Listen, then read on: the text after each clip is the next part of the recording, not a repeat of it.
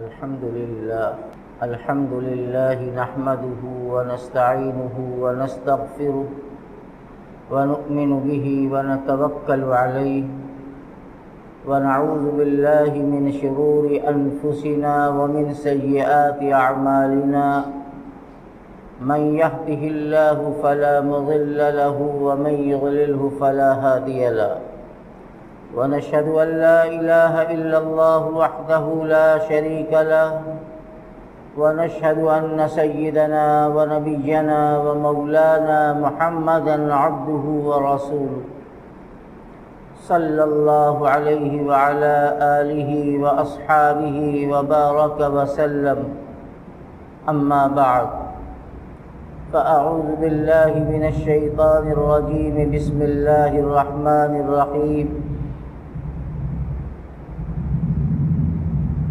لقد كان لكم في رسول الله أسوة حسنة لمن كان يرجو الله واليوم الآخر وقال رسول الله صلى الله عليه وسلم عليكم بسنتي وسنة الخلفاء الراشدين المهديين عضوا عليها بالنواجذ او كما قال صلی اللہ علیہ وسلم۔ حاضرین اکرام، ربیع الاول کا مہینہ اس لحاظ سے بڑا مشہور ہے کہ اس مہینے میں اللہ تبارک و تعالی نے اپنے آخری پیغمبر، تمام نبیوں کے امام اور سردار حضرت محمد صلی اللہ تعالی علیہ وآلہ وسلم کو اس مہینے میں دنیا میں بھیجا۔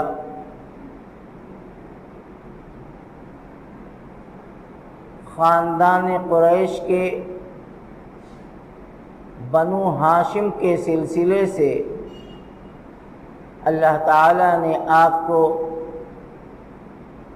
مبعوث فرمایا۔ رسول اکرم صلی اللہ علیہ وسلم کی والدہ ماجدہ حضرت آمنہ، آپ کے والد حضرت عبداللہ،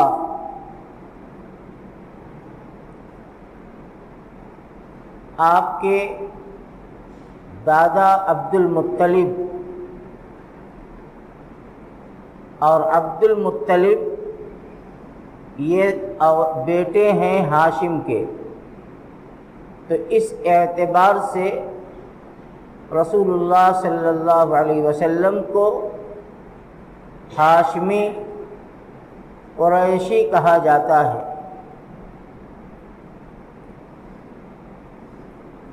ماں کی طرف سے بھی آپ قریشی ہیں، اس لیے کہ حضرت آمنہ کا سلسلہ بھی 6 پشت آگے رسول اللہ صلی اللہ علیہ وسلم سے جا کر مل جاتا ہے۔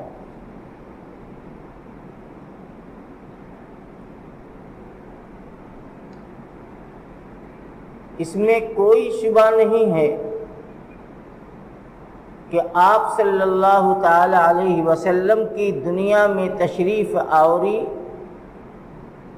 یہ پوری کائنات اور کائنات میں بسنے والے تمام انسانوں کے لیے رحمت اور اللہ کا بے پناہ احسان ہے۔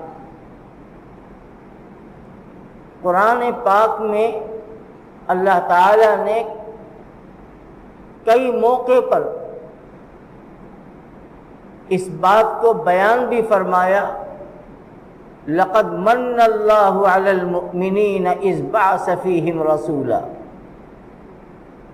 اللہ تعالی نے ایمان والوں پر بڑا احسان فرمایا کہ ان کے بیچ میں اپنا آخری پیغمبر اور رسول بنا بھیج دیا۔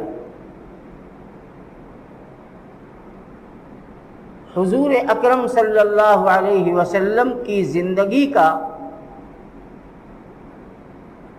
بڑا حصہ نبوت و رسالت سے پہلے کا ہے، اور آپ کی زندگی بچپن سے ہی بڑی آزمائش اور امتحان میں گزری ہے، اور مقصد یہ تھا کہ اللہ جل شانہ یہ امت پر ظاہر فرمانا چاہتے تھے کہ دیکھو ہم کس طرح سے پالتے اور پرورش کرتے ہیں اور کیسے ہم نظام بناتے ہیں۔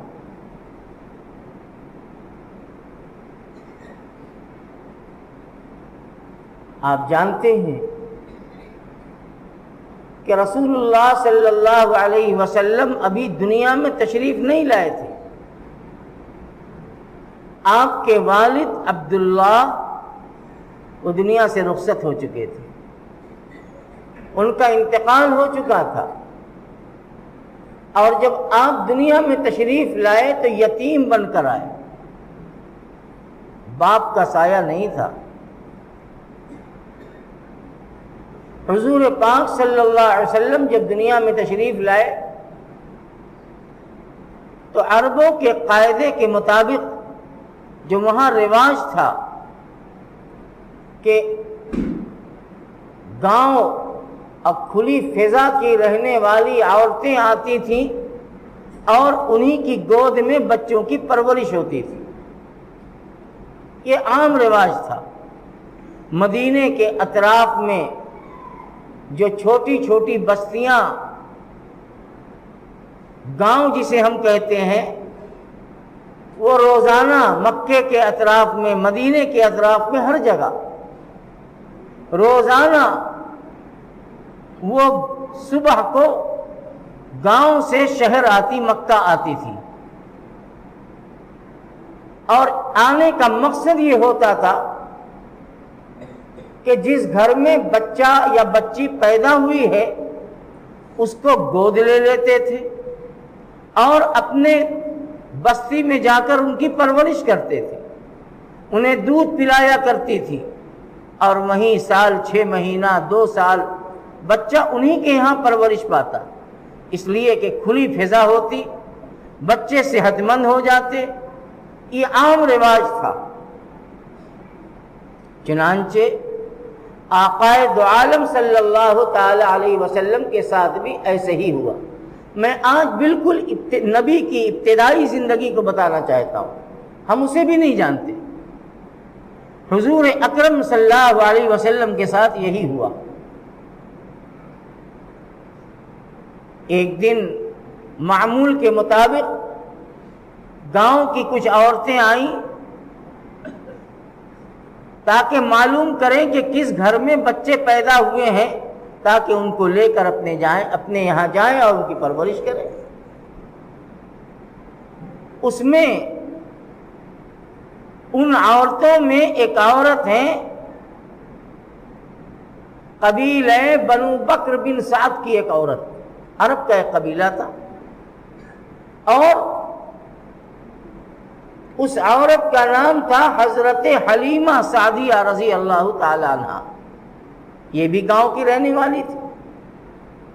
وہ آئیں، اور جب آئیں تو آنے میں انہیں کچھ دیر ہو گئی، ان کی سواری کمزور تھی، آہستہ چلتی تھی۔ دوسری عورتیں مکہ پہلے پہنچ کر جو نئی ولادت ہوئی تھی انہیں لے لیا، اور یہ یتیم بچہ جو آمنہ کی کوکھ سے پیدا ہوا تھا، مکے اطراف کی ان عورتوں نے انہیں نہیں لیا کہ یہ تو یتیم بچہ ہے، اس سے کیا ملے گا، غریب ہے، یتیم ہے۔ حضرت حلیمہ سعدیہ رضی اللہ تعالی عنہا جب پہنچی ہیں تو جو چند بچے تھے وہ تو عورتیں لے لیا اور جانے لگی۔ حضرت آمنہ کی گود کا یہ لال، اس کو کسی نے نہیں لیا، حلیمہ سعدیہ رضی اللہ تعالی عنہا نے فرمایا کہ جب اسے کوئی نہیں لیا تو لاؤ مجھے دے دو، میں اس کی پرورش کروں گی، اسے پالوں گی۔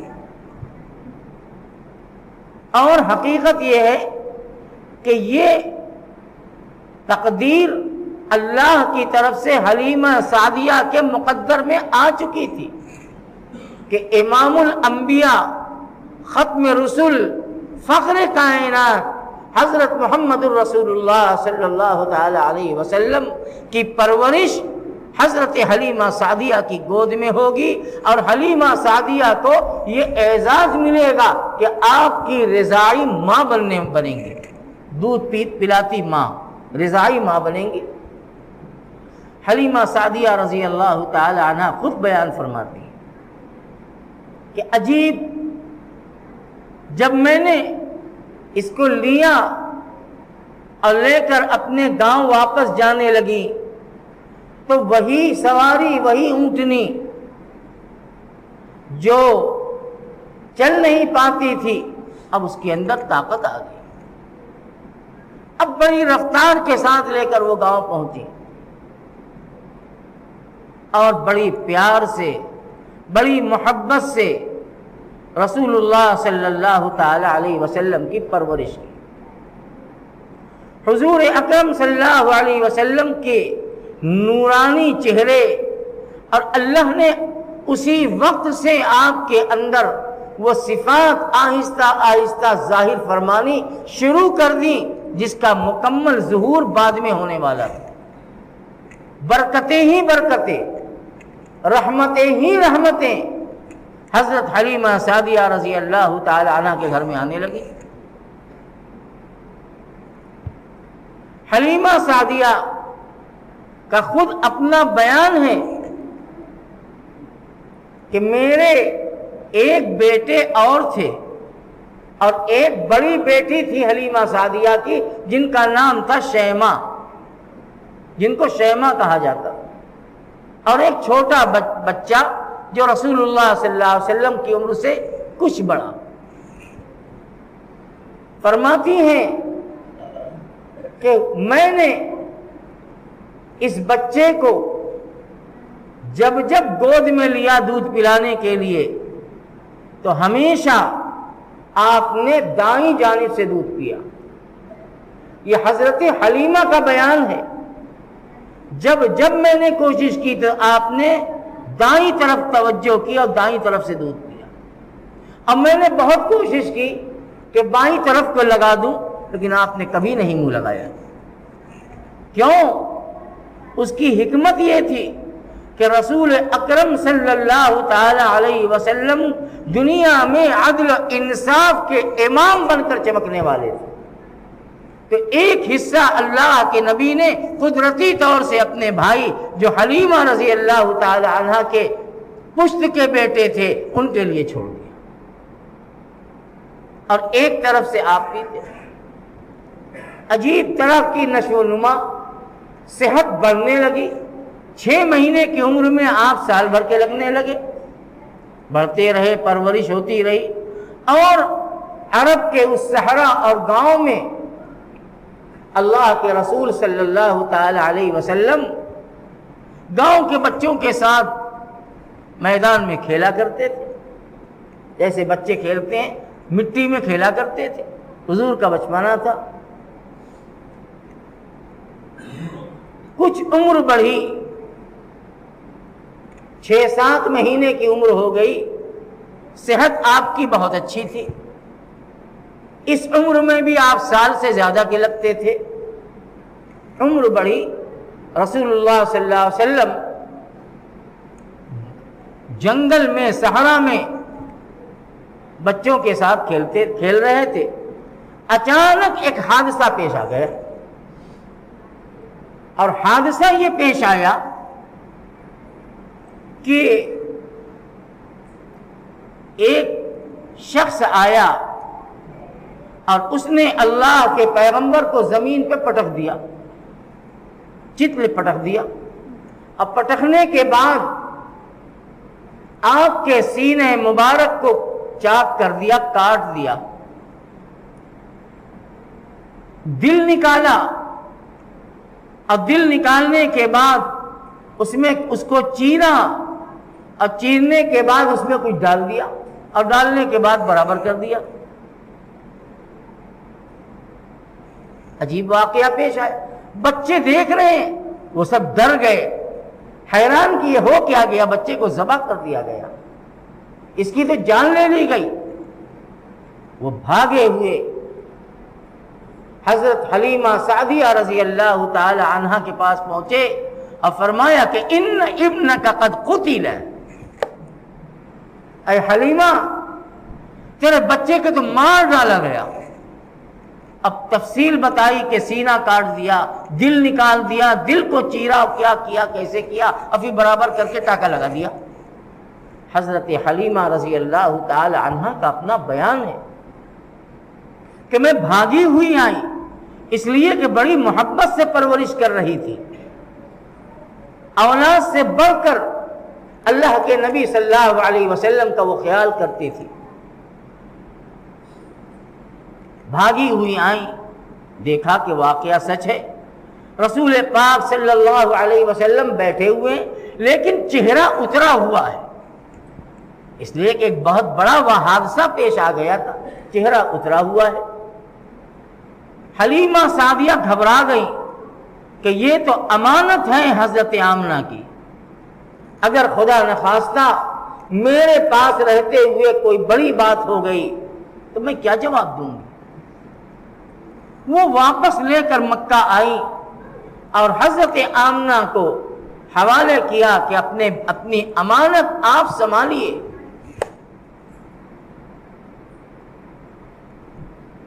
کہیں کوئی بات نہ ہو جائے۔ انہوں نے پوچھا کہ کیا بات، واقعہ کیا ہے؟ حضرت حلیمہ سعدیہ نے وہ سارا واقعہ بیان کیا کہ اس طرح سے ہوا، لیکن حضرت آمنہ کا دل مطمئن تھا۔ رسول پاک صلی اللہ علیہ وسلم کی ولادت کے موقع پر جو انوار و برکات ظاہر ہوئی تھی اور جو کیفیت تھی، ماں بھی سمجھ رہی تھی کہ یہ بیٹا یہ عام بیٹوں جیسا نہیں ہے، یہ تو کچھ اور لگتا۔ بہرحال حضرت آمنہ نے اطمینان کے ساتھ رخصت کر دیا، کہا کہ نہیں لے جائیے، ابھی کچھ اور رکھیے، بعد میں مجھے دیجیے گا۔ حضرت حلیمہ لے کے چلی گئی۔ رسول پاک صلی اللہ علیہ وسلم نے 2 سال تک تقریباً کچھ مہینہ کم و بیش اسی گاؤں دیہات میں آپ نے اپنی عمر گزاری، گاؤں میں رہتے، گاؤں کے بچوں کے ساتھ کھیلتے۔ حضرت حلیمہ رضی اللہ تعالی عنہا کے ایک بیٹے اور ایک بیٹی جن کا نام شیمہ، ان کے ساتھ کھیلا کرتے تھے۔ درمیان میں ایک بات بتا دوں، حضرت صلی اللہ تعالی علیہ وسلم کے شق صدر یعنی یہ سینہ چاک کیا گیا تھا اور دل نکال کر اس میں سے جمے ہوئے خون کے مادے کو نکال کر انوار و برکات بھر دیے گئے تھے، اور بھرنے والے وہ صاحب جو تھے وہ حضرت جبرائیل تھے۔ اور یہ شق صدر کا واقعہ یعنی سینہ چاک کرنے کا واقعہ مورخین اور مفسرین فرماتے ہیں کہ رسول اللہ صلی اللہ علیہ وسلم کے ساتھ 3 مرتبہ پیش آیا۔ ایک مرتبہ تو بچپنے میں، ایک مرتبہ جب آپ غار حرا میں تھے، اور ایک مرتبہ جب آپ کو معراج ہونے والی تھی۔ تو اکثر نے لکھا کہ 3 مرتبہ یہ واقعہ پیش آیا، بعض حضرات فرماتے ہیں کہ 4 مرتبہ یہ واقعہ پیش آیا رسول اللہ صلی اللہ علیہ وسلم کے ساتھ۔ اب باقاعدہ آپ کے سینہ پاک پہ وہ سلائی کا نشان موجود تھا۔ حضرت انس رضی اللہ تعالی عنہ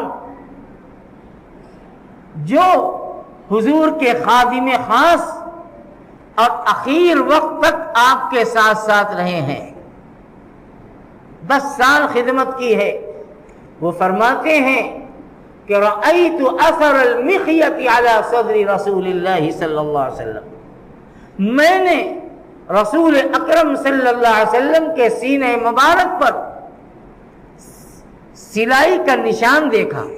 جیسے آج بھی آپریشن ہوتا ہے، ٹانکے لگتے ہیں تو زندگی بھر اس کے نشان باقی رہتے ہیں، اللہ کے نبی کے سینے پر درمیان میں اسی طرح سے وہ سلائی کا نشان باقی تھا۔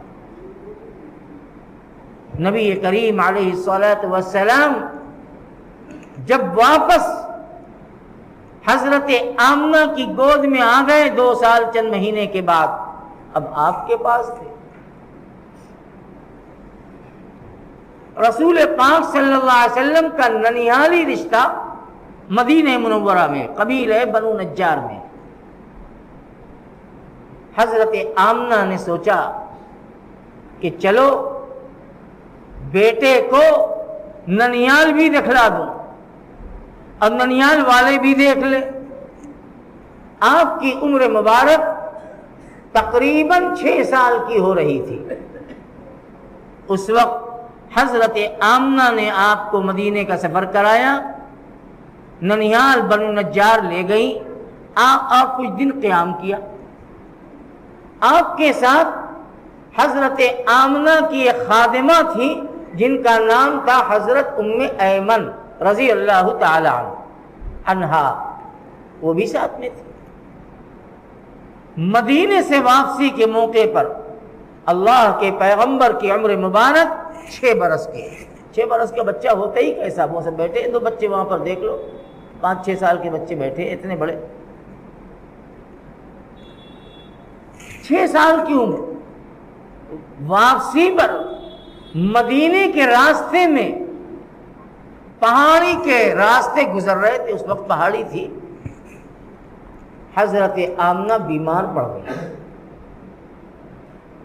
کوئی علاج معالجے کی کوئی شکل بظاہر نہیں، بیماری بڑھتی رہی اور ایک وقت وہ آیا کہ بتقدیر خدا بندی، اللہ کے تقدیر سے حضرت آمنہ مدینے کے راستے میں اپنے اکلوتے لال کو، لخت جگر کو چھوڑ کر ہمیشہ کے لیے انہوں نے آنکھ بند کر لی۔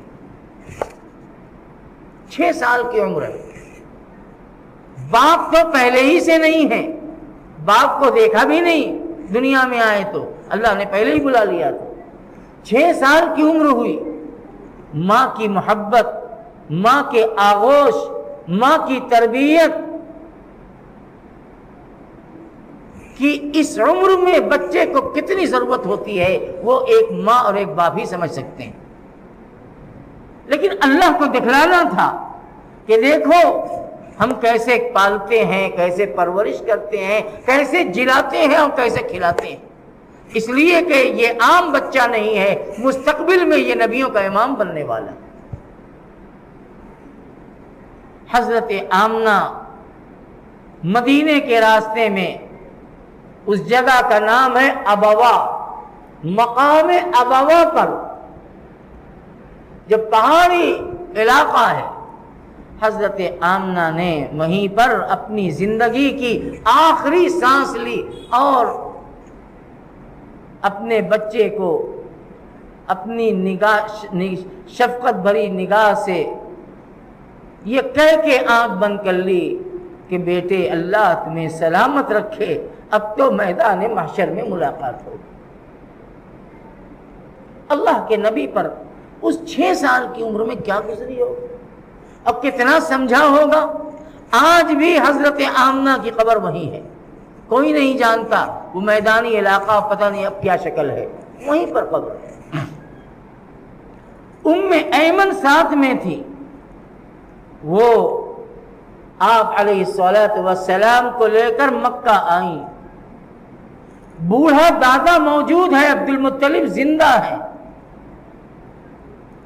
بہت بوڑھے ہو چکے تھے عبد المطلب، اور عبد المطلب کی 10 اولاد تھی جن میں عبداللہ دنیا سے جا چکے تھے۔ عبد المطلب یہ زندگی کا چراغ ان کا کب بجھ جائے کچھ پتا نہیں، اتنے بوڑھے تھے، لیکن اس کے باوجود اپنے پوتے کی لاڈ اور شفقت میں فرمایا کہ مجھے حوالے کر دو، یہ میرا بیٹا، میں اسے پالوں گا، میں اسے پالوں گا۔ चुनांचे 6 साल की उम्र में अब्दुल मुत्तलिब अपने दादा की गोद में चले गए। दुनिया उनको अब्दुल मुत्तलिब कहती है, अब हर किताब में उनका नाम अब्दुल मुत्तलिब लिखा है, हालांकि हकीकत में उनका नाम अब्दुल मुत्तलिब नहीं था।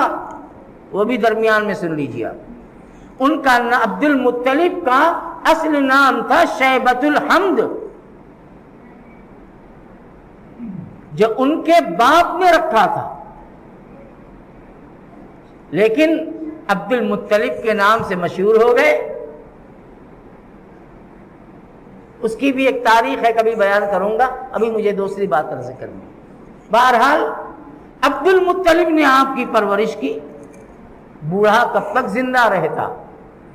सिर्फ 2 साल गुजरे थे। अल्लाह के नबी सल्लल्लाहु अलैहि वसल्लम की उम्र मुबारक 8 साल की हो गई। अब अब्दुल मुत्तलिब ने भी आंख बंद कर दी, दुनिया से चले गए। अब्दुल मुत्तलिब मक्का के सरदार, हरम पाक के मुतवल्ली, कबीला कुरैश के सरदार और बड़े पावरफुल आदमी थे अब्दुल मुत्तलिब। लेकिन अब्दुल मुत्तलिब ने जाते जाते अपने लख्त जिगर पोते का कितना लिहाज रखा। इन्होंने ये कहा, सोचा कि हमारी कई औलादें हैं, मैं अपनी जिंदगी में अपने पोते को अपने किसी बेटे के हवाले कर दूं, ये अमानत। चुनांचे अब्दुल मुत्तलिब के दिलो दिमाग में अपने एक बेटे का नाम आया कि उन्हीं के हवाले कर दूं, और वो थे अबू तालिब। अब्दुल मुत्तलिब के बेटे हैं अबू तालिब, मजले साहबजादे हैं अब्दुल मुत्तलिब के, ऊपर के और नीचे के बीच के। अबू तालिब को बुलाया और फरमाया कि मैं तो दुनिया से जा रहा हूं, लेकिन ये मेरा पोता जो मुझे मेरी जान से ज्यादा अजीज है और आगे चलकर ये बड़ा नाम रोशन करने वाला है, अपने इस बेटे को, पोते को मैं तुम्हारे हवाले करके जाता हूं, तुम इनकी परवरिश करना, इनको पालना, इनकी सरपरस्ती करना, इनकी परवरिश करना।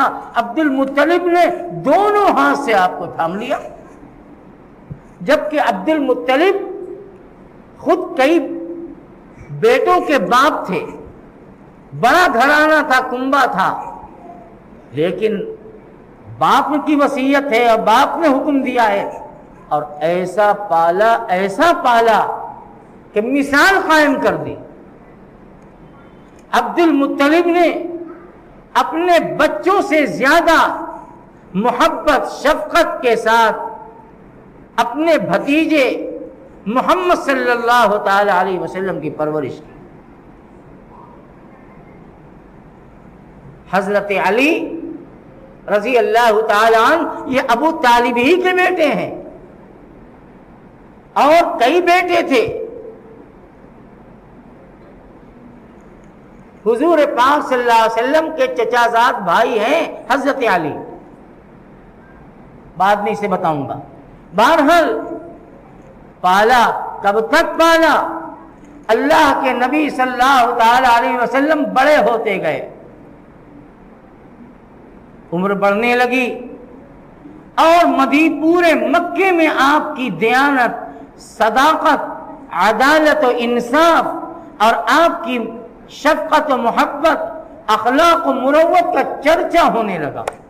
और अरब में जबकि आप अभी नबी नहीं बने, नबूवत नहीं मिली, पूरे मक्के में आपकी शोहरत हो गई कि पूरे जजीरतुल अरब के सबसे सच्चे और सबसे ईमानदार आप हैं। as-सादिक अल-अमीन आपका लक़ब ठहर गया। अब्दुल मुत्तलिब की परवरिश में अब्दुल मुत्तलिब पालते रहे। अल्लाह के पैगंबर सल्लल्लाहु अलैहि वसल्लम की उम्र बढ़ती गई, 18 साल, 20 साल, 24 साल, 25 साल।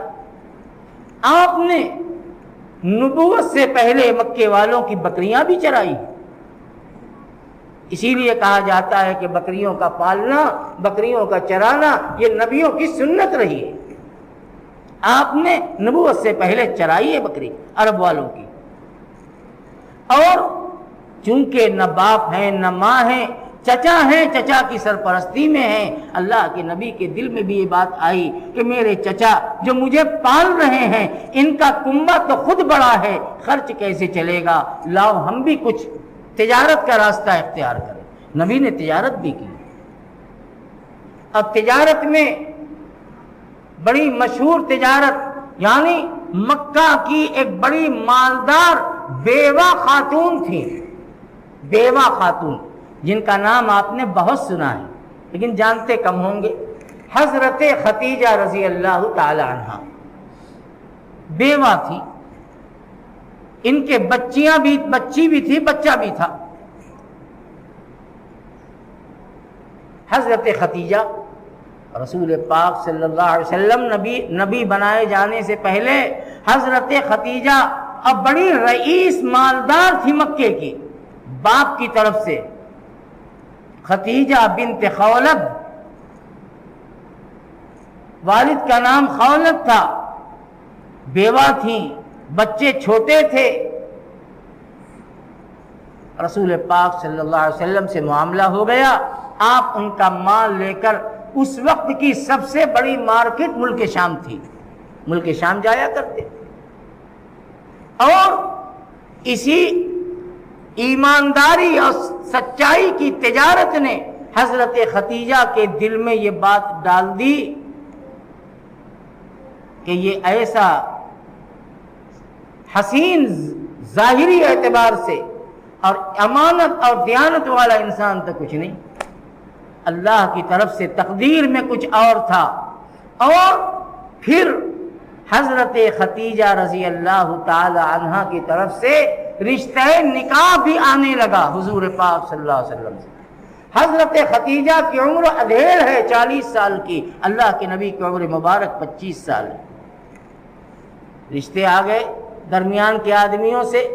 ابو طالب سرپرست تھے، ان کے سامنے بات آئی، ابو طالب نے رسول اکرم صلی اللہ علیہ وسلم کا منشا اشاروں میں معلوم کیا، معاملہ طے ہو گیا۔ حضرت ابو طالب نے فیصلہ کر دیا کہ نکاح ہوگا۔ اللہ کے پیغمبر صلی اللہ تعالی علیہ وسلم کا سب سے پہلا نکاح حضرت ختیجہ سے ہوا، اور حضرت ختیجہ اور رسول پاک صلی اللہ علیہ وسلم کا نکاح پڑھانے والے ابو طالب۔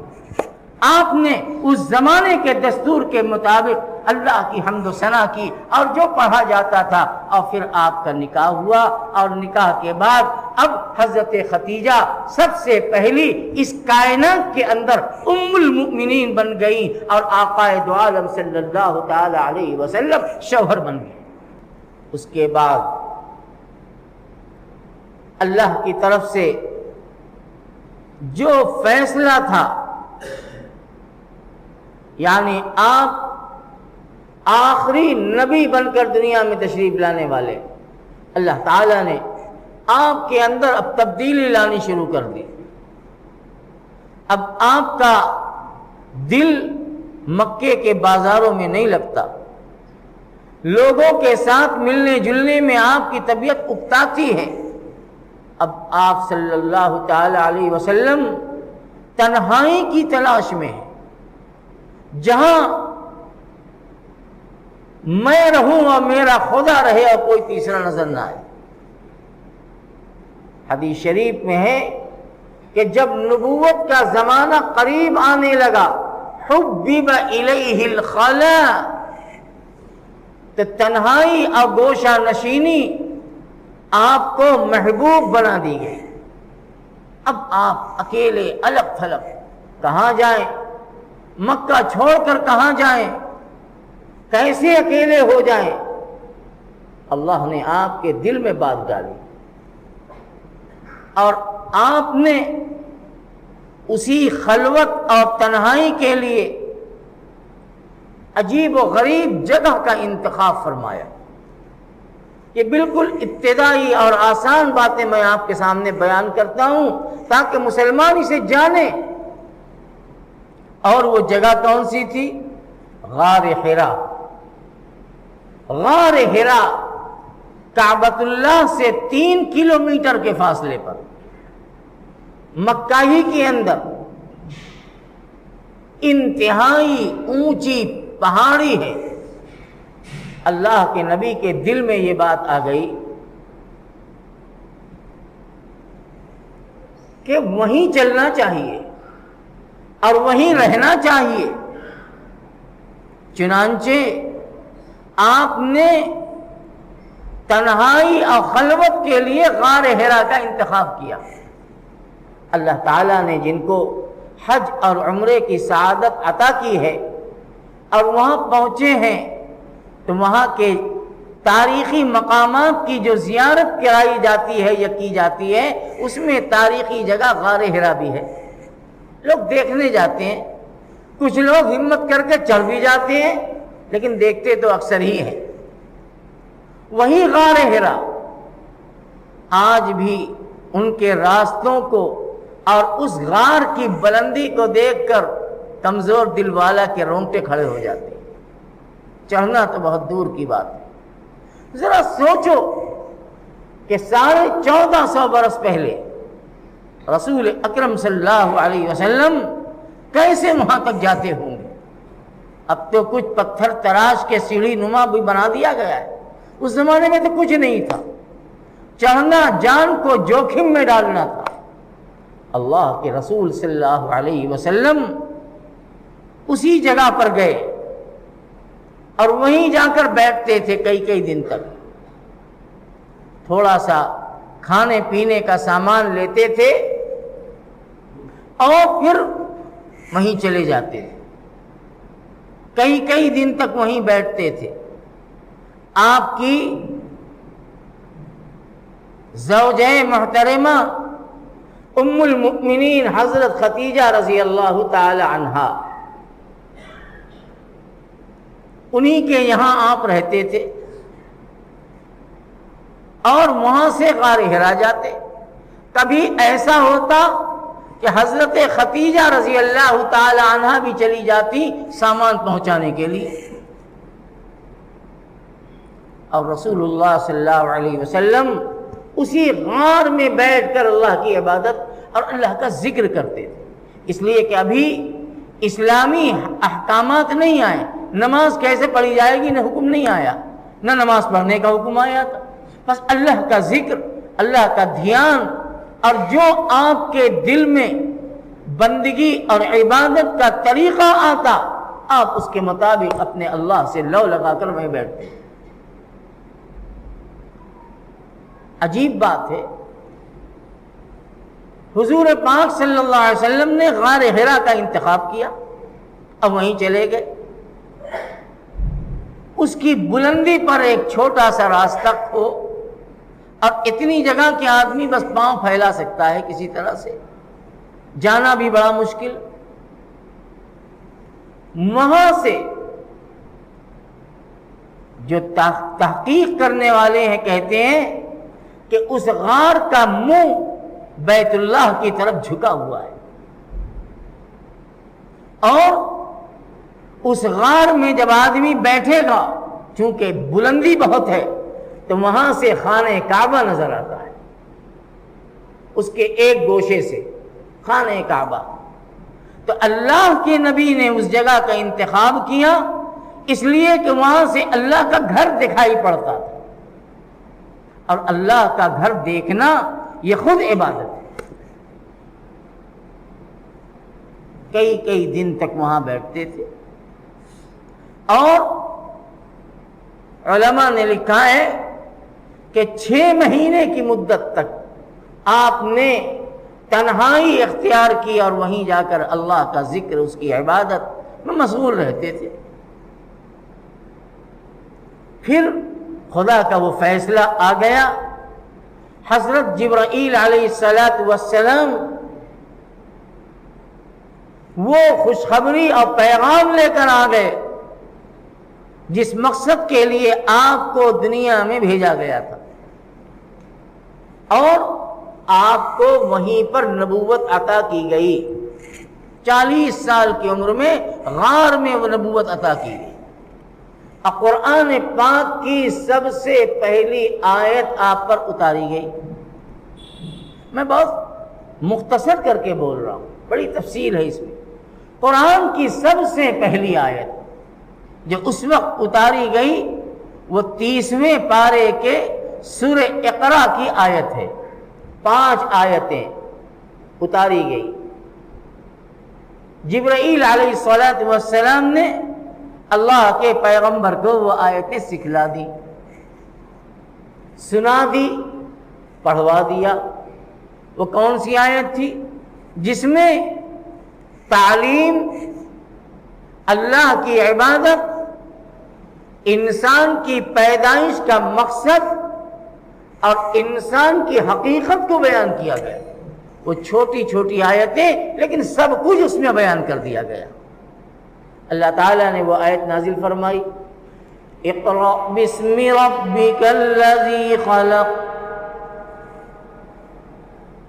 خلق الانسان من علق اقرأ وربک الاکرم الذی علم بالقلم علم الانسان ما لم يعلم۔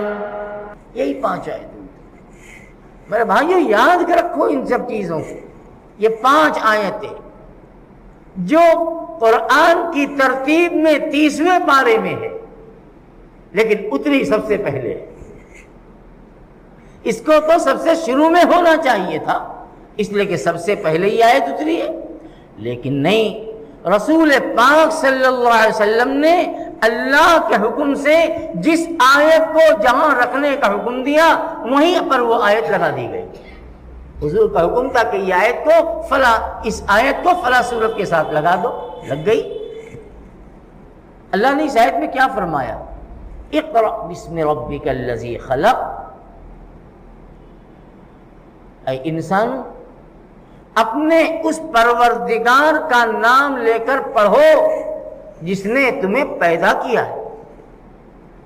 یعنی تعلیم کا حکم دیا گیا کہ علم حاصل کرو، لیکن علم حاصل کرنے کی ابتدا اور شروعات کیسے ہو؟ اللہ کے نام سے۔ بس یہی بنیادی فرق ہے۔ لوگ کہتے ہیں کہ ہم علماء، مدرسے والے اسکول اور انگریزی تعلیم کے خلاف ہے۔ ہرگز نہیں، ہرگز نہیں۔ بس ہم یہ کہتے ہیں کہ پہلے اپنے مذہب کی بنیاد مضبوط کر دو، اللہ کو پہچنوا دو، کلمے کو پہچنوا دو، نبی کو پہچنوا دو، دین کی بنیادی تعلیم دے دو، اور چاہے اس کے بعد آپ جو چاہو پڑھو۔ کس نے منع کیا؟ بہرحال اللہ نے اس آیت میں یہی فرمایا، پڑھو۔ اور ظاہر بات ہے کہ پڑھنا بغیر علم کے نہیں ہوگا، لیکن کہاں سے پڑھو؟ بسم ربک، اپنے رب کے نام کے ساتھ پڑھو جس نے تمہیں پیدا کیا۔ خلق الانسان من علق، انسان کو اس کی حقیقت یاد دلا دی کہ یہ انسان جو اتنا حسین، اتنا جمیل، اتنا قابل، اتنا سمجھدار، ساری دولت اور ساری نعمت اللہ کی تمام مخلوقات میں سب سے زیادہ انسان کو ملی ہے، لیکن اے انسان، تم نے کبھی اپنی حقیقت جانا؟ تمہاری حقیقت کیا ہے؟ تم تو ایک بے جان قطرہ تھے، ہم نے مرحلے در مرحلے گزار کر خون بنایا، لتھڑا بنایا، شکل بنائی، ہڈی جمائی، عظم بنایا۔ کہاں بنایا؟ کسی نے دیکھا؟ کوئی نہیں دیکھتا۔ 9 مہینے تک اللہ دیکھتا ہے، اللہ بناتا ہے۔ کس نے دیکھا کہ وہ قطرہ خون کیسے بنا، اور خون پھر جمع کیسے، اور جمنے کے بعد وہ لوتھڑا کیسے بنا، اس میں ہڈیاں کیسے آئیں، اس میں ہاتھ، پاؤں، زبان، آنکھ، کان، ناک، دل، دماغ کیسے بنے؟ کسی نے نہیں دیکھا، اللہ نے بنا دیا۔ اب بنانے کے بعد تمہیں ایک زمانے کے بعد دنیا میں لے آ دیا، تم نے بنے بنائے انسان کو دیکھا، اتنا خوبصورت، لیکن جب بن رہا تھا تو کسی نے نہیں دیکھا۔ اللہ بنا رہا تھا اپنی رحمت سے، اپنی قدرت سے، اپنی طاقت اور اپنے حکم سے، खुदा तुम्हें 7 पर्दे के अंदर और 7 अंधेरी कोठरी के अंदर तुम्हें बना रहा था। इक़रा बिस्मि रब्बिकल लज़ी खलक़ खलक़ल इंसान मिन अलक़, जमे हुए खून के जरिए हमने तुम्हें इतना खूबसूरत इंसान बना दिया। फिर आगे अल्लाह ने फरमाया इक़रा व रब्बुकल अकरम। ये बच्चे भाई गड़बड़ कर रहे हैं बहुत, ये सब कौन किनको कंट्रोल करेगा। ऊपर बंदरों के साथ खिलवाड़ कर रहे, बंदर आता है तो दौड़ के भागते इधर उधर है।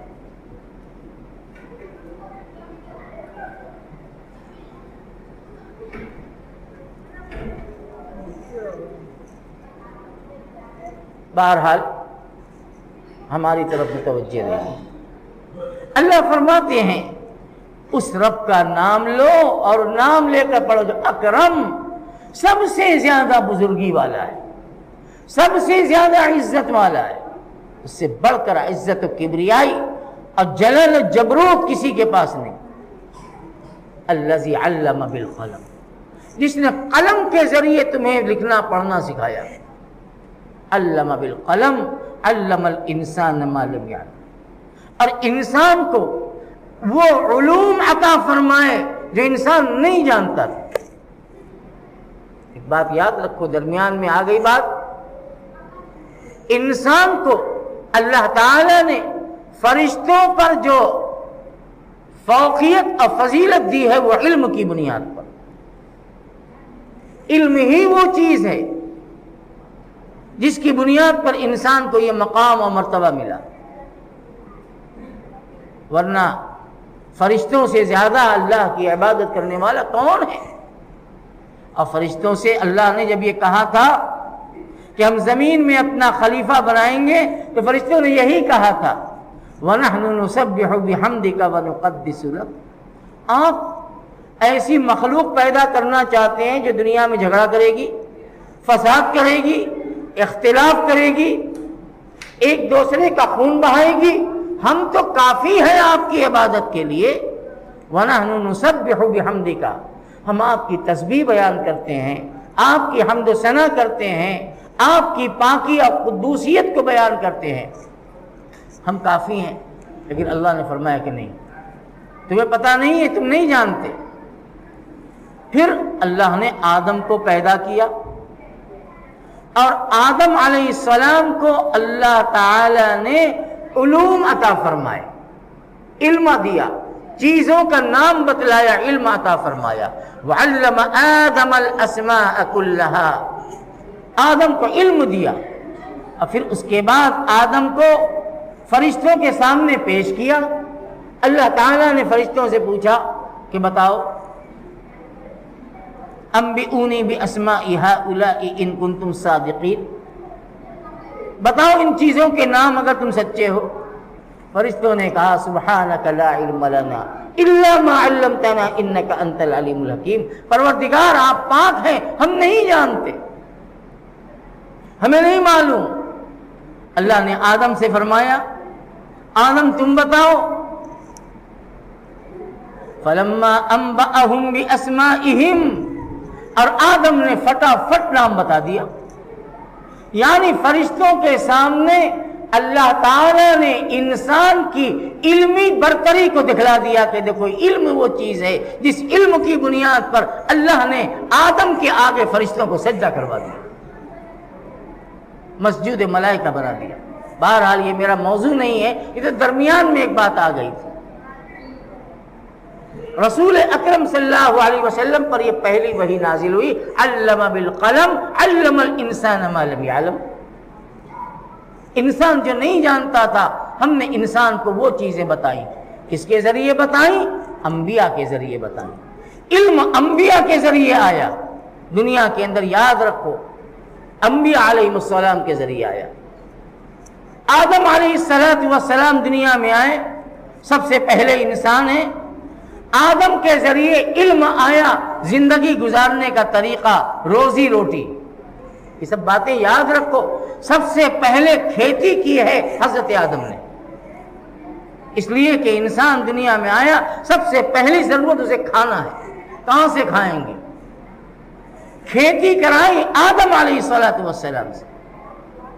اور یہ بتا دیا کہ دیکھو کاشتکاری کا علم یہ ہے، کاشتکاری ایسے کی جاتی ہے، جتائی بوائی ایسے کی جاتی ہے، غلے ایسے پیدا کیے جاتے ہیں، آدم کے ذریعے یہ طریقہ آیا۔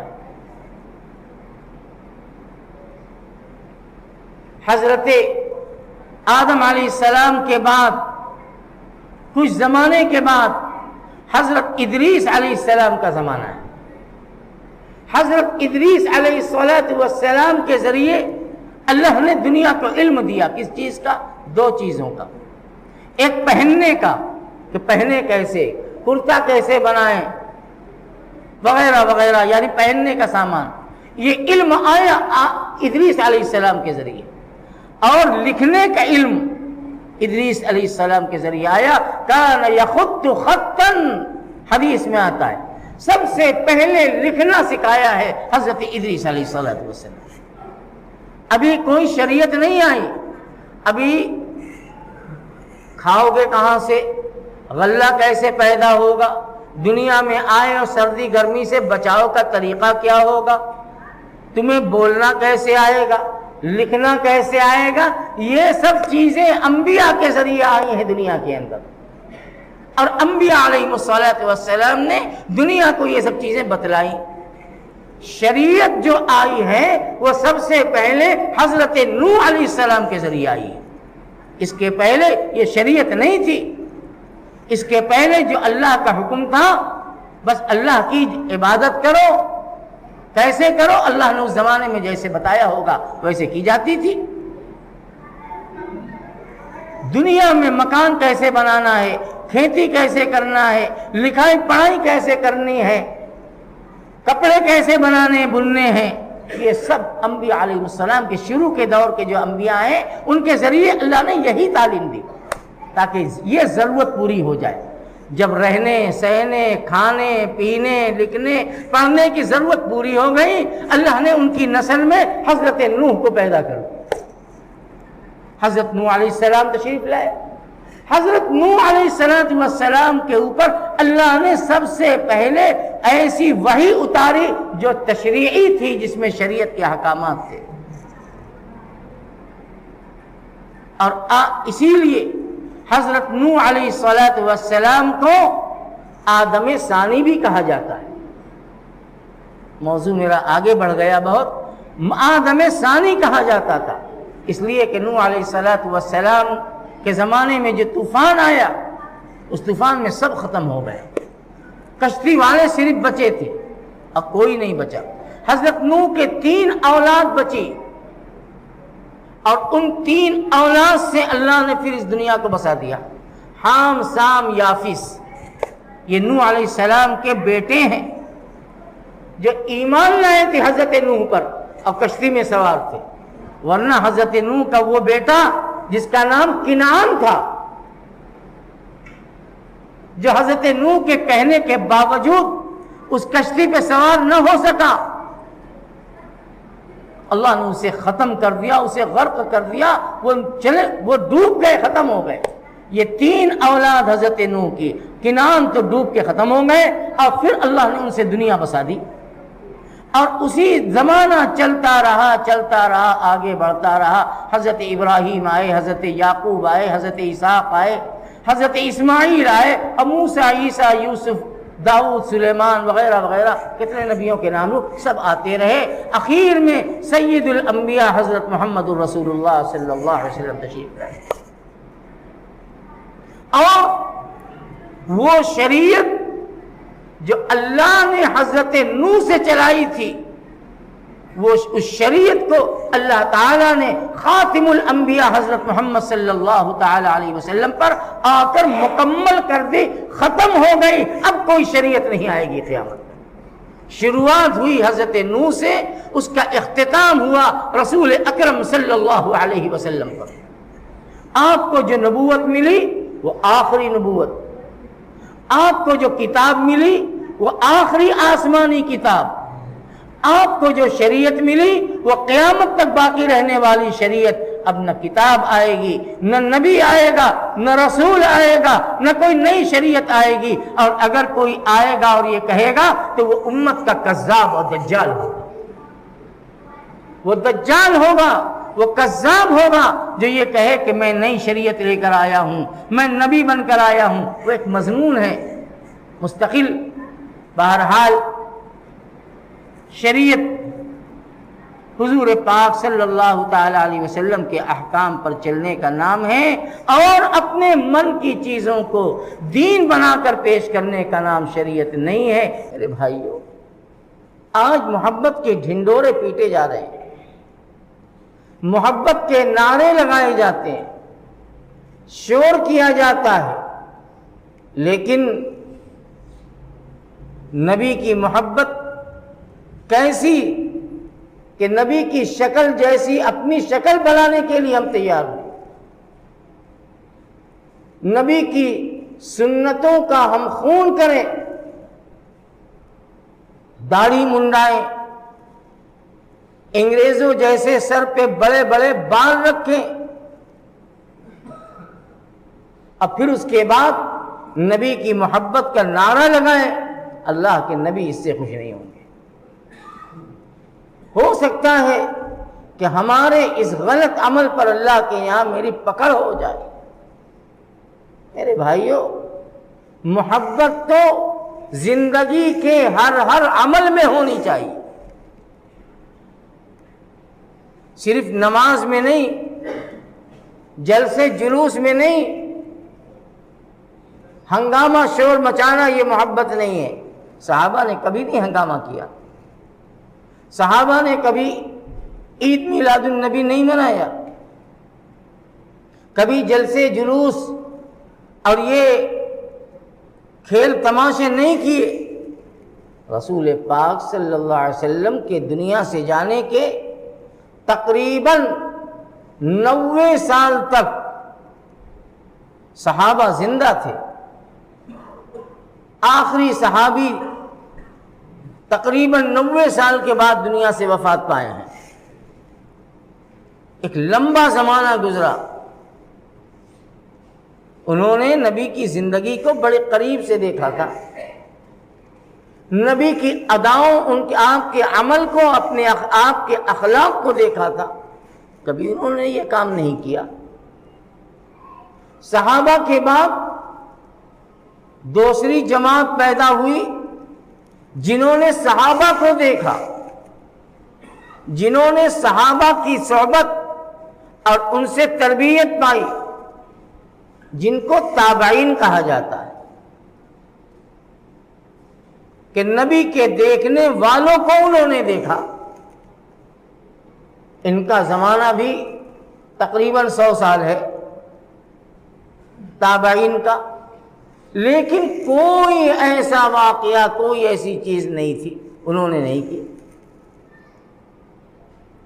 آگے بڑھیے، پھر اس کے بعد وہ نسل آئی جنہوں نے صحابہ کے دیکھنے والوں کو دیکھا، یعنی تابعین کو دیکھا، جنہوں نے صحابہ کو دیکھا تھا، جو تابعین تھے، آنے والوں نے ان کو دیکھا، تابعین کو دیکھا، جن کو تبع تابعین کہا جاتا ہے۔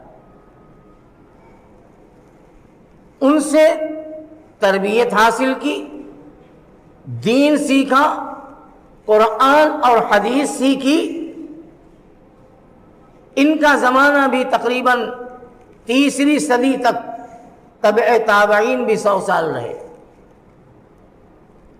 تو اس طرح سے رسول اکرم صلی اللہ تعالی علیہ وسلم کے بعد 2 دور، بلکہ یوں کہ 3 دور، صحابہ کا، تابعین کا، تبع تابعین کا، 300 سال نکل گیا۔ کسی کے دل میں یہ بات نہیں آئی کہ ہم نبی کی محبت اور عقیدت میں یہ تماشا بناویں، یہ ہنگامہ کریں، یہ طور طریقہ اختیار کریں، جبکہ یہ وہ دین زمانہ ہے جو دنیا کے تمام زمانوں کے مقابلے میں سب سے عمدہ ہے۔ جس دور میں خیر تھا، جس دور میں دین تھا، جس دور کے اندر لوگ تربیت اور دینی مزاج رکھنے والے تھے، اور رسول اکرم صلی اللہ علیہ وسلم نے انہی 3 دور کے بارے میں خوشخبری سنائی تھی۔ آپ نے فرمایا خیر القرون قرنی ثم الذین یلونہم ثم الذین یلونہم، سب سے بہترین زمانہ میرا یعنی میرے صحابہ کا زمانہ، اس کے بعد وہ زمانہ جو صحابہ کے زمانے سے لگا ہوا ہے یعنی تابعین کا، اس کے بعد وہ زمانہ جو ان سے لگا ہوا یعنی تبع تابعین کا۔ اللہ کے نبی نے ان 3 دور کو خیر کا دور اور خیر کا زمانہ فرمایا، لیکن کہیں کوئی ایسی حرکت جو آج ہم ملک میں اور دوسرے علاقوں میں دیکھتے ہیں کچھ نہیں تھا، نہ عید میلاد النبی، نہ یہ جشن، نہ یہ کھیل تماشے، کچھ نہیں تھے۔ تو کیا ان کو نبی سے عقیدت نہیں تھی؟ کیا ان کے دل میں نبی کی محبت نہیں تھی؟ انہوں نے کبھی میلاد نہیں منائی؟ انہوں نے کبھی اس طرح کے کام نہیں کیے؟ اس کے بعد زمانہ اور آگے بڑھا۔ میں آپ کو بتانا چاہتا ہوں کہ سمجھیے اس بات کو، یہ تماشا جو اس وقت ہمارے سامنے ہوتا ہے یہ 6 صدی کا ہے۔ موصل ملک شام میں ایک شخص تھا مظفر الدین نام کا، اس نے اس زمانے کے ایک شخص کے کہنے پر اس نے یہ سلسلہ شروع کیا شام میں، اور اس رسم بد کو رائج کرنے والا وہ ہے۔ نبی علیہ السلام کے زمانے کے 500 سال کے بعد، اور پھر اس کے بعد سیدھے سادے کم پڑھے بھولے لوگ جو ان چیزوں کے اندر یقین رکھتے ہیں، بہت اچھا سمجھتے ہیں، لگ گئے اس میں، اور پھر رفتہ رفتہ دنیا کے مختلف علاقوں میں یہ چیز پھیل گئی۔ دین سے کوئی تعلق نہیں۔ میں نے بتایا کہ صحابہ اور تابعین سے زیادہ محبت کرنے والے کوئی نہیں۔ اگر اس کا کوئی دور کا بھی کوئی رشتہ اس سے دین سے ہوتا، اور دین میں کسی بھی درجے میں یہ چیز شامل ہوتی، تو اس زمانے میں پہلی، دوسری، تیسری صدی میں حدیث کی جتنی بڑی کتابیں ہیں سب اسی زمانے میں لکھی گئی۔ جتنے بڑے بڑے فقہا، امام ابو حنیفہ، امام شافعی، امام مالک، امام احمد، امام ابو یوسف، امام محمد، امام ظفر، عبداللہ بن مبارک، اور بڑے بڑے جتنے محدث اور فقہا گزرے سب اسی دور کے۔ کہیں کوئی تو اس کا تذکرہ کرتا؟ قرآن میں نہ صحیح، حدیث میں مل جاتا، حدیث میں نہ صحیح، فقہا کے جنہوں نے دنیا کے سارے مسائل اور احکام کو بیان کر دیا، کتابیں لکھ دی، کہیں کوئی تو اس کا تذکرہ کرتا؟ پوری 500 سال کی تاریخ اس سے خاموش ہے، کچھ نہیں۔ اور پھر یہ بعد میں جو چیز آئی، اور اب تو ہمارا مذہب، ہمارا دین، ہم نے اس کو ایک رسمی دین بنا دیا۔ محرم کا مہینہ آوے اس کا تماشا دیکھو، ربیع الاول کا مہینہ آ جائے اس کا تماشا دیکھو،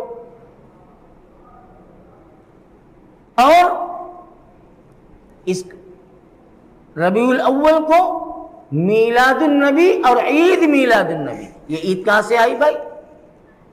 اسلام میں تو 2 ہی عید ہے جو اللہ تعالیٰ نے ہمیں عطا کی اپنے نبی کے واسطے سے۔ ایک عید عید الفطر ہے، ایک عید عید الاضحیٰ ہے۔ جس کو ہم قربانی کی عید کہتے ہیں، اس کے علاوہ کوئی تیسری عید نہیں ہے۔ نبی سے محبت بے شک ایمان کا حصہ، نبی سے عقیدت ہمارے ایمان اور دین اور مذہب کا جز ہے۔ وہ آدمی مومن نہیں جس کے دل میں نبی کی محبت نہ ہو، وہ سب اپنی جگہ پر، لیکن محبت کی میں اپنی طرف سے کوئی نئی چیز کو داخل کرنا یہ گمراہی اور بدعت ہے۔ اللہ کے نبی نے فرمایا کل محدثۃ بدعہ، ہر نئی چیز دین میں دین سمجھ کر کرنا یہ بدعت ہے۔ اور آپ نے فرمایا وَكُلَّ بِدْعَةٍ ضَلَالَةٍ، اور ہر نئی چیز یہ گمراہی ہے، یہ دین اور مذہب نہیں ہے، یہ گمراہی ہے۔ جس کام کو نبی نے نہ کیا، صحابہ نے نہ کیا، تابعین نے نہ کیا، تبع تابعین نے نہ کیا، ائمہ مجتہدین نے نہیں کیا، فقہا نے نہیں کیا، جو خیر کا زمانہ اور خیر کا دور تھا اور نبی کے زمانے سے قریب کا دور تھا، جنہوں نے کچھ نہ کیا وہ بعد میں دین کیسے بن گیا؟ اگر وہ دین ہوتا تو سب سے پہلے وہ اسے اختیار کرتے، سب سے پہلے مضبوطی سے اس پر عمل کرتے۔ ہاں دین ہے کیا؟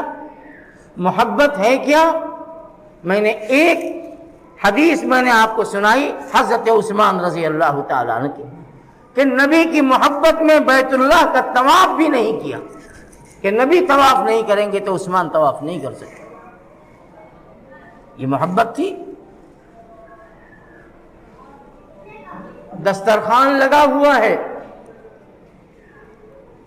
عرب کے بڑے بڑے سردار اور رئیس دسترخوان پہ موجود ہیں، کھانا چل رہا ہے، ایک صحابی بھی دسترخوان پہ موجود ہیں۔ میں بتاتا ہوں کہ سنت اور محبت ہے کیا، بس میں یہ مثال سے سمجھانا چاہتا ہوں۔ چل رہا ہے کھانا، ایک صحابی تھے، ان کے ہاتھ سے لقمہ چھوٹ کے زمین پہ گر گیا، انہوں نے جلدی سے اٹھایا، اور اٹھانے کے بعد اس کے اوپر اگر کچھ گرد وغیرہ لگی تھی ہاتھ سے صاف کیا، اور صاف کرنے کے بعد اسے کھا لیا۔ بغل میں کچھ لوگ بیٹھے ہوئے تھے، انہوں نے کہا چپکے سے کان میں، یہ آپ نے کیا کیا؟ یہ ایسے رئیسوں اور نوابوں کی اور سرداروں کی مجلس میں یہ کام بہت گرا ہوا سمجھا جاتا ہے، جیسے لگتا ہے کہ کئی دن کے بھوکے ہیں، کھانا نہیں ملا کہ زمین پر گرے ہوئے کھانے کو اٹھا کے کھا رہے ہیں۔ یہ آپ کو نہیں کرنا چاہیے تھا۔ کس سے کہا جا رہا ہے؟ صحابی سے کہا جا رہا ہے، آپ کو یہ کام نہیں کرنا چاہیے تھا۔ فوراً کہتے ہیں غصے میں آ کر اَأَتْرُكُ سُنَّةُ حَبِيبِي لِهَؤُلَاءِ الْحُمَقَاءِ، کیا میں اپنے محبوب حضرت محمد صلی اللہ علیہ وسلم کی مبارک سنت کو ان پاگلوں اور بے وقوفوں کی وجہ سے چھوڑ دوں؟ ان کا کلچر کیا ہے، ان کی تہذیب کیا ہے، ان کا معیار اور رہن سہن کیا ہے، ہمیں اس سے کوئی لینا دینا نہیں۔ میرے آقا کی تعلیم یہ ہے کہ کھاتے ہوئے جو دانہ یا لقمہ یا روٹی کا ٹکڑا دسترخوان پہ گر جائے، اگر اس پہ کچھ گرد لگی ہے اسے پوچھو اور پوچھ کے کھا جاؤ، اس لیے کہ کسی کو نہیں معلوم کہ اللہ نے تمہارے کھانے کے کس دانے میں خیر اور برکت رکھی۔ یہ ہے نبی کی سنت، اسے کہتے ہیں محبت، کہ جو نبی کے طریقے سے ہٹا ہوا ہے ان کو کہتے ہیں لِهَؤُلَاءِ الْحُمَقَاءِ، ان بے وقوفوں کی وجہ سے میں اپنے نبی کی سنت کو چھوڑ دوں؟ یہ نہیں ہو سکتا۔ تہبند باندھتے ہیں، عرب میں عام طور سے تہبند کا رواج تھا، رسول پاک صلی اللہ تعالی علیہ وسلم نے بھی تہبند اور لنگی پہنی ہے، یہ بات ذہن میں رکھیے۔ صحابہ تہبند پہنتے تھے، پیجامے کا رواج نہیں تھا۔ شلوار حدیث میں شلوار کا لفظ آتا ہے جو پیجامے کی ایک شکل ہے، وہ بہت کم، ورنہ تہبند کا استعمال ہوتا تھا۔ اب تہبند کیا، وہ ایک سادی کپڑے کی ایک چادر نما ہوتی تھی اور اسی کو لپیٹ لیتے تھے، کچھ سلی ہوتی تھی کچھ بغیر سلی ہوتی تھی۔ یہی صحابہ کا لباس تھا، ایک چادر نیچے لپیٹا، ایک چادر اوپر اوڑھ لیا، جس کو ہم کہتے ہیں جو احرام کی حالت ہوتی ہے۔ یہی عام طور سے صحابہ کا یہی لباس تھا، ایک تہبند نیچے اور ایک چادر اوپر۔ رسول اکرم صلی اللہ تعالی علیہ وسلم نے تہبند کے بارے میں فرمایا کہ پہنو اس طرح سے، سب سے افضل تو یہ ہے کہ آدھی پنڈلی تک اونچا ہونا چاہیے۔ آدھی پنڈلی یعنی اتنا حصہ، یہ پنڈلی بولتے ہیں، اتنا۔ سب سے بہتر یہ ہے کہ ایسے پہنو۔ اگر اتنا اونچا نہیں پہن سکتے تو اس سے کچھ نیچا کر لو، اگر اس میں بھی تمہیں کوئی تکلف محسوس ہوتا ہے تو اس سے بھی نیچا کر لو، لیکن گھٹی چھپنی نہیں چاہیے۔ اتنا مت لٹکاؤ کہ یہ گھٹی چھپ جائے، ابری ہوئی ہڈی، اس کے اوپر تو رہنا ضروری ہے۔ علماء نے لکھا ہے کہ حرام ہے، چاہے تہبند ہو، چاہے پیجامہ ہو، چاہے پیجامہ پینٹ کی شکل میں سلا ہوا ہو، اگر وہ پہنتے ہو تو کم سے کم اتنا تو ضرور ہونا چاہیے۔ یہ حرام ہے۔ فقہا نے لکھا جائز نہیں ہے کہ کوئی آدمی لٹکائے اتنا کہ اس کا تہبند یا اس کا پیجامہ گھٹی کو چھپا لے۔ نبی نے فرمایا۔ حضرت عثمان خود بھی رئیس تھے اور مکے کے بڑے بڑے لوگوں سے، سرداروں سے آپ کے تعلقات بھی تھے۔ تعلق ہونا اور چیز ہے، غیروں سے تعلق رکھنا کوئی بری چیز نہیں ہے، لیکن تعلق کا ایک معیار ہے، ایک حد ہے، اس حد تک ان کے ساتھ رواداری ہوگی۔ لیکن اگر وہ تعلق ہمارے مذہبی معاملات کے اندر دخل دینے لگے تو ایسے تعلق کی کوئی ضرورت نہیں۔ تہبند پہنے ہوئے، اونچا تہبند آدھی پنڈلی تک بندھا ہوا ہے۔ کسی نے کہا عثمان یہ اچھا نہیں ہے، لوگ اس کو اچھی نظر سے نہیں دیکھتے، اس کو لٹکائیے۔ یہاں تو رواج اور یہاں کی سوچ یہ ہے کہ جس کا پیجامہ یا جس کا تہبند جتنا نیچے ہوگا وہ اتنا بڑا آدمی مانا جائے گا۔ عربوں میں یہ سوچ تھی کہ جس کا جتنا لٹکا ہو وہ اتنا بڑا سردار، اتنا بڑا رئیس، اتنا عزت والا۔ حضرت عثمان کو ٹوک دیا کہ یہ طریقہ اچھی نظر سے لوگ اسے نہیں دیکھتے۔ وہاں بھی ناراض ہو گئے کہ کیا فرمایا، ہاں کذا ازار رسول اللہ صلی اللہ تعالی علیہ وسلم، میرے آقا صلی اللہ علیہ وسلم کا تہبند ایسے ہی ہوا کرتا تھا، آپ اسی طرح سے پہنا کرتے تھے، اس سے کم پہ میں راضی نہیں ہوں۔ جو میرے آقا کو پسند ہے وہی میری پسند ہے۔ دنیا کیا سوچتی ہے، دنیا کیسے دیکھتی ہے، کیا کرتی ہے، ہمیں اس سے کوئی لینا دینا نہیں۔ اسے کہتے ہیں محبت کا معیار۔ آج تو الفاظ کے معنی و مفہوم ہی بدل گئے۔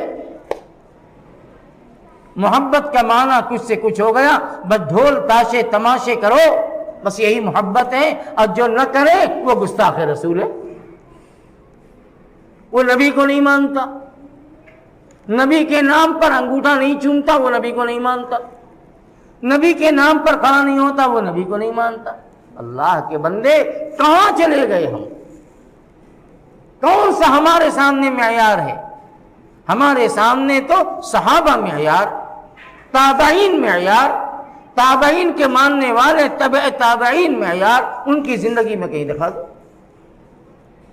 انہوں نے محبت کر کے دکھائی، نبی کی اداؤں سے، ایک ایک اداؤں سے محبت، جان نچھاور کرنے والے۔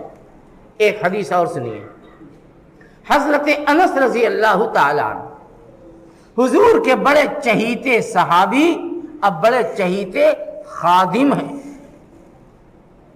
ان کے فضائل کو نہیں بیان کرنا ہے، بھی موقع نہیں ہے، بات سناتا ہوں. حضرت انس رضی اللہ تعالی عنہ فرماتے ہیں کہ مجھے تو آقا صلی اللہ علیہ وسلم کے ساتھ بارہا دسترخوان پہ کھانے کا موقع ملا. میں اس لیے سنا رہا ہوں کہ میرے بھائیوں اسے اختیار کرو. مقصد یہ کھاتا تھا. ایک مرتبہ آقا صلی اللہ علیہ وسلم کے سامنے سالن آیا، اور سالن میں کدو پڑا ہوا تھا، لوکی کدو جسے آپ کہتے ہیں، بڑی اچھی سبزی ہے، پڑا ہوا تھا.